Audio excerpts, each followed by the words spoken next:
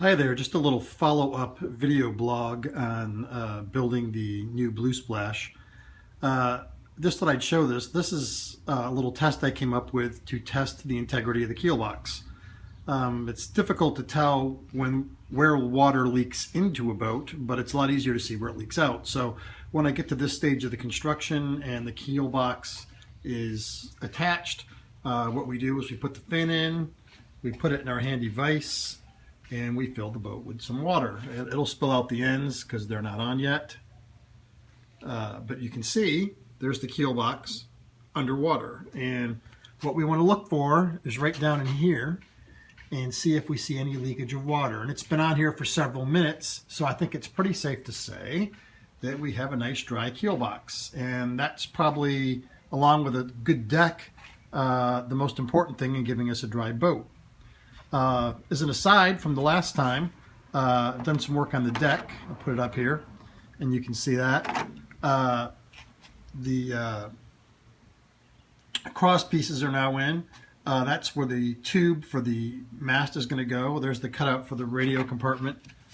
Here is the hatch cover. These two pieces that cross here are strictly to give this cover some strength. If you don't put them in there, the plastic can flex and maybe break when you're taking covers on and off. And then the transom piece has now been installed, you can see, and sanded to shape. So what will happen is this deck piece will fit in here like this, and you can see it'll just fit right in there. It'll be glued down.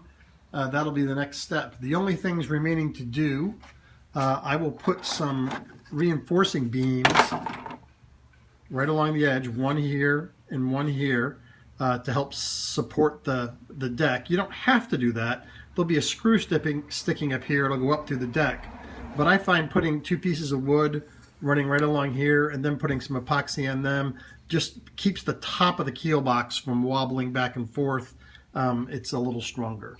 I'll also put in, you can see that little dot, that's where the rudder post is going to be. I'll put a piece of wood there, and I'll also put some reinforcing wood right about there for the block that will run for the rigging. So as you can see, she's looking good, and probably by the next video we'll have the deck on, and we'll talk to you then.